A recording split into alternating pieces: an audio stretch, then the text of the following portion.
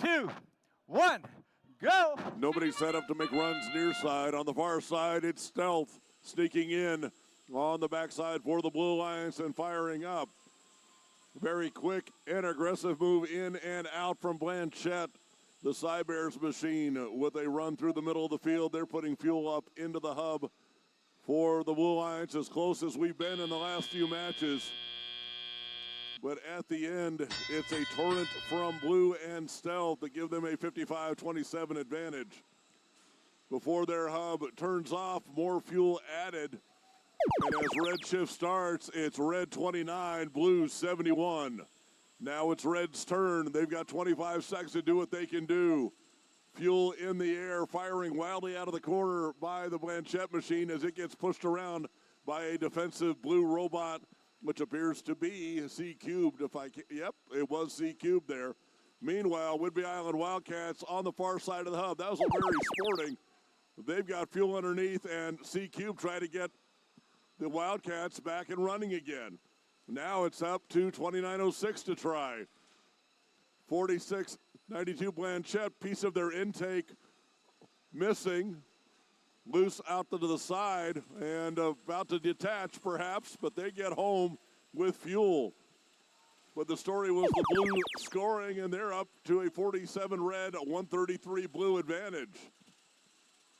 It's the intake that's hurt on the Blanchette machine. They can still shoot just fine. Human players have fuel as well, and the Wildcats able to get home to Oak Harbor. Whidbey Island shooting again, and now they're just up over the bump into the center of the field. Red Alliance 69-70 to 133. They continue to trail. Blue Hub active for the rest of the match, and they have a double them up advantage. Meanwhile, Stealth is, look at this fuel, I'm just going to grab it and walk down the wall. My shooter can turn and pivot and swivel. I just need to get fuel. And the Stealth machine, it continues to work. That's Jeff. They named it after one of their mentors. Not unusual for them to do. 94-46 over the Blue Alliance. 189-72 as we get to endgame. All the robots back on their home side of the field for the moment, but here comes Sentinel Prime down to play some defense for the Red Alliance. Stealth has some fuel. C-Cube rotating around. Over 200 points now for Blue.